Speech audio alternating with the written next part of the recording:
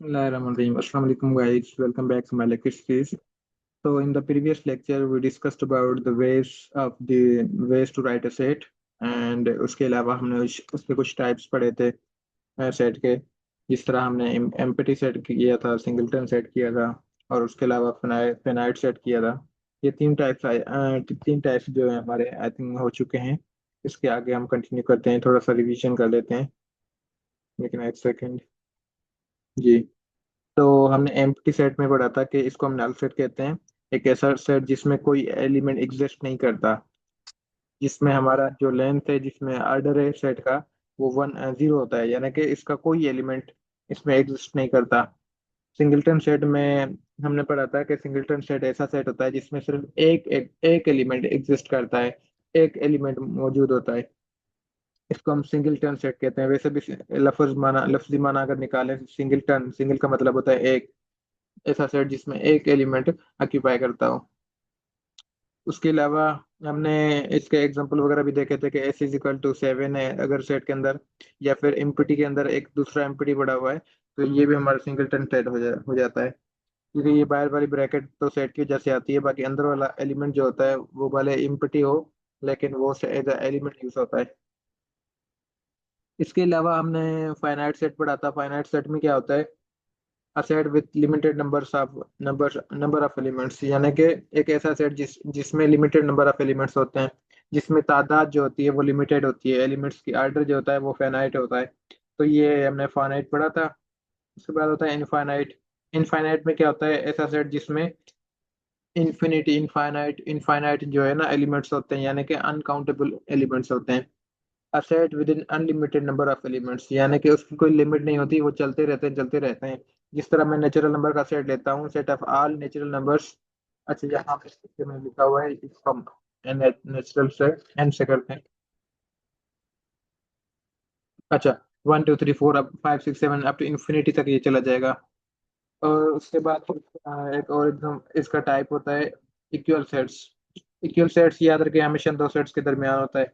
Equal sets क्या होता है, two sets that contains exactly same equal sets, यानी दो ऐसे सेट जिसमें जो एलिमेंट्स होंगे वो सेम होंगे, तादाद भी सेम होगी, और उसके अलावा जो एलिमेंट्स यूज होंगे वो भी सेम होंगे, एक जैसे होंगे। ठीक है, जिस तरह हमने यहाँ पे 1 2 3 लिया, तो यहाँ पे भी 1 2 3 ये। अच्छा, इसकी प्लेसेस आगे पीछे हो सकती हैं, जगह लोकेशन आगे पीछे हो सकती है, लेकिन एलिमेंट्स वो वाले सेम होते हैं। तो इसको हम कहते हैं इक्वल सेट्स। उसके बाद होता है इक्विवेलेंट सेट। इक्विवेलेंट सेट में क्या होता है, इक्विवेलेंट सेट में ऑर्डर हमारा सेम होता है दोनों सेट्स का, यानी कि तादाद दोनों का सेम होता है, लेकिन वो एलिमेंट्स जो होंगे वो डिफरेंट होंगे। तो ये सेम भी हो सकते हैं इक्विवेलेंट में, लेकिन डिफरेंट भी हो सकते हैं। जिस तरह मैंने एक सेट लिया A = ABC एंड दूसरा सेट लिया मैंने B = 1 2 3। तो इसमें देखें, अब तादाद दोनों का सेम है। ऑर्डर ऑफ ए अगर फाइंड करूँ, यानी कि ऑर्डर का मतलब होता है तादाद, लेंथ। तो लेंथ ऑफ ए अगर फाइंड करता हूँ तो वो हमारे पास 3 होगा, और इसकी लेंथ भी 3 होगी। तीन तीन एलिमेंट्स दोनों में है। बाकी वो मैटर नहीं करता कि कौन कौन से एलिमेंट्स हैं, वो मैटर ही नहीं करता। इक्विवेलेंट में सिर्फ तादाद मैटर करता है, उसका ऑर्डर मैटर करता है।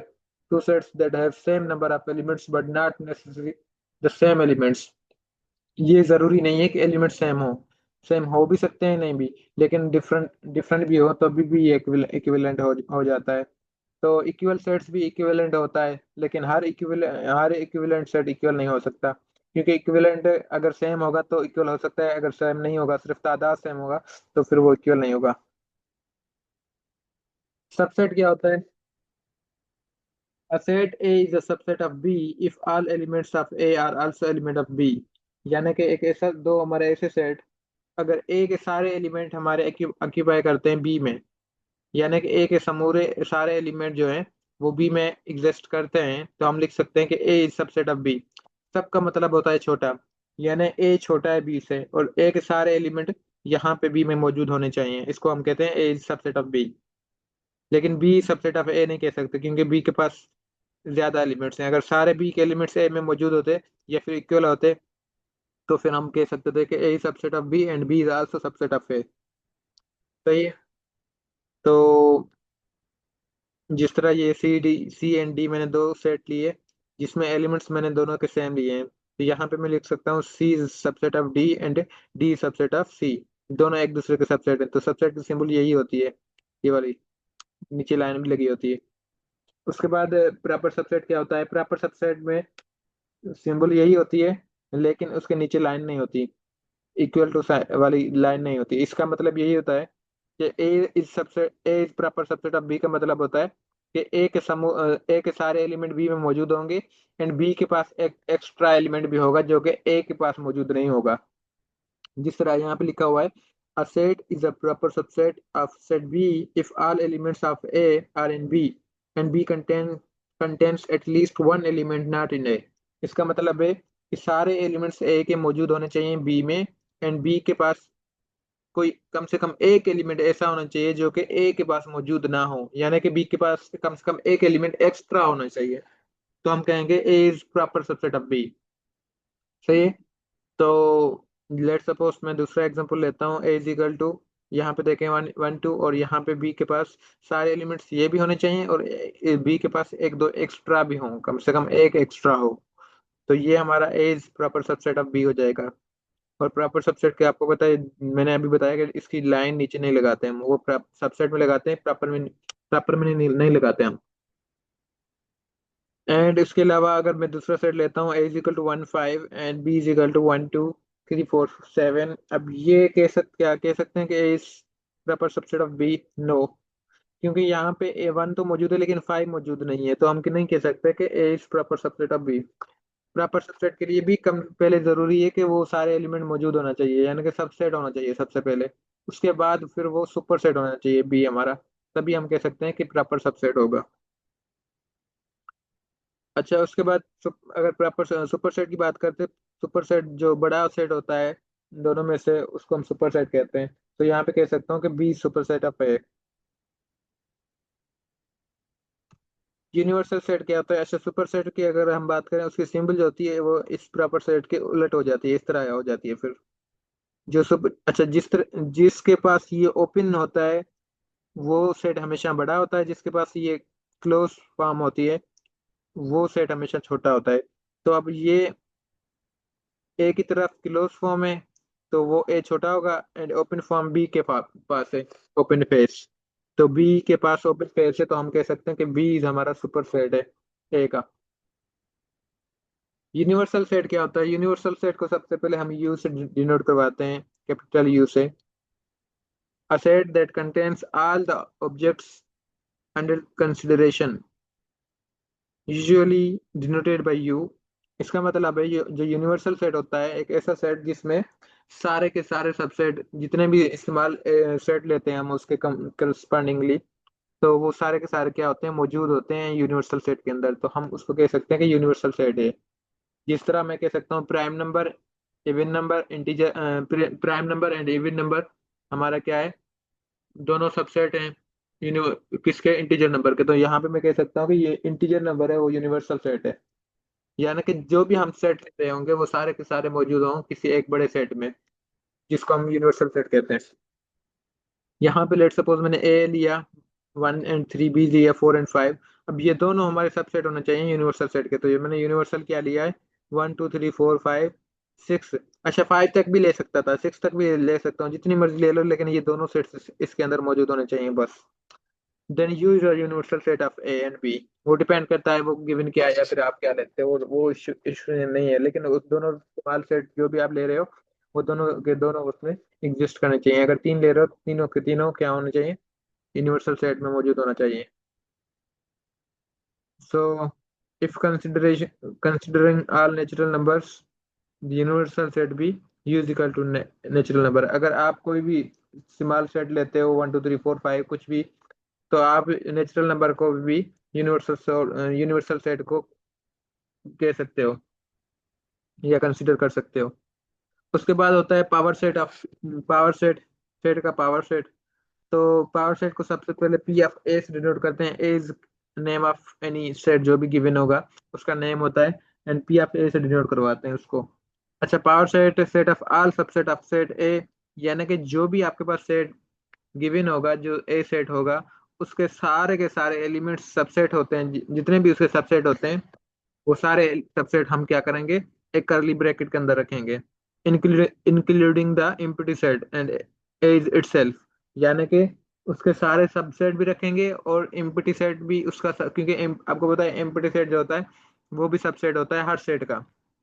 और इसके अलावा जो खुद इटसेल्फ जो सेट होता है वो भी अपने आप के सबसेट होता है। तो ये सारे के सारे इम्पटी एंड इटसेल्फ इंक्लूडिंग सारे बाकी भी छोटे जितने भी उसके सेट के होंगे सबसेट, वो सारे क्या करेंगे हम एक करली ब्रैकेट के अंदर लिखेंगे।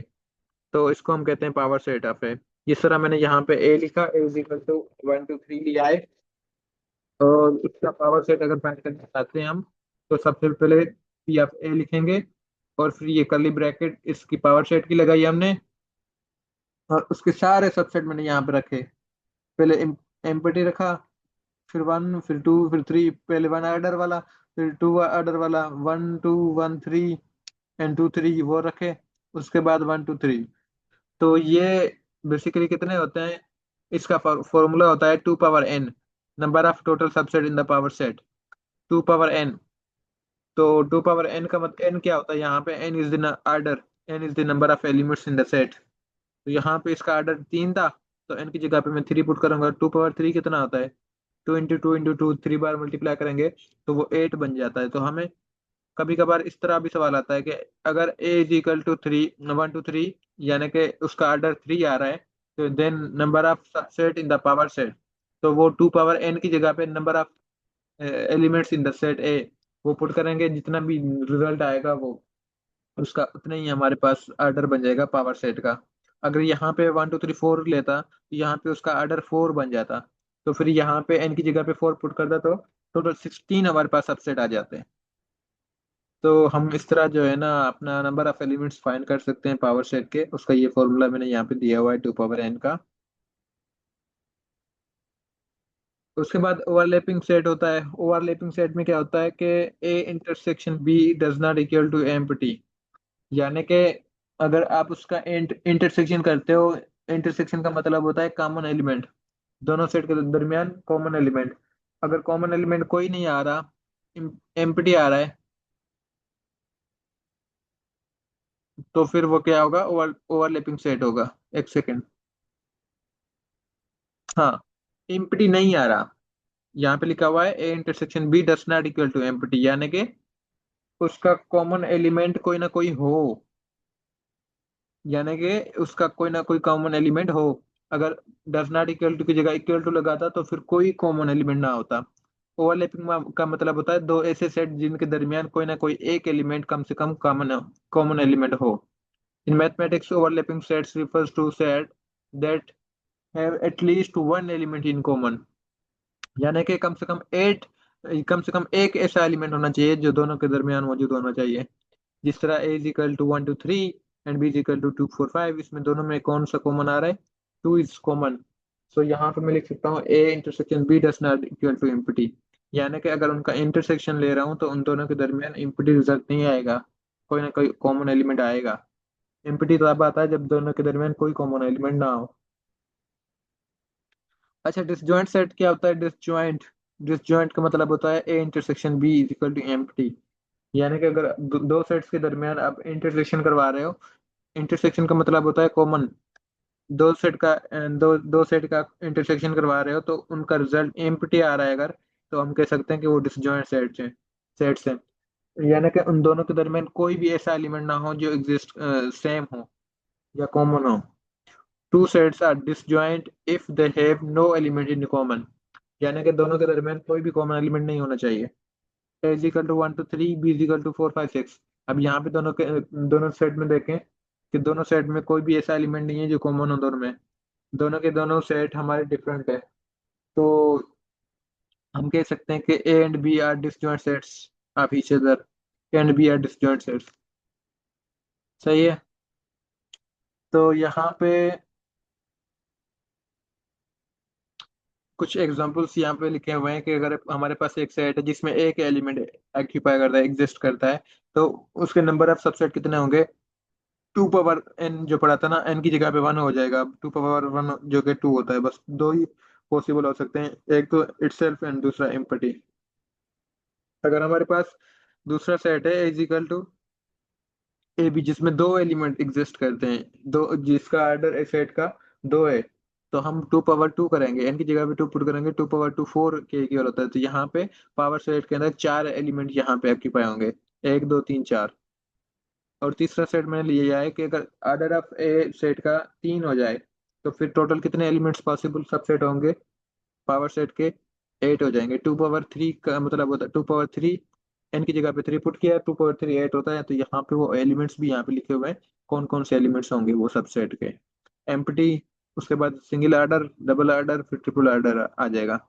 तो इस तरह हमने ये लिखा हुआ है, सेट बनाया हुआ है। Number of possible subset of this set, the number of possible subset of set of size in n to power n, यानी कि number of subset in the power set, ये कह सकते हो। अच्छा,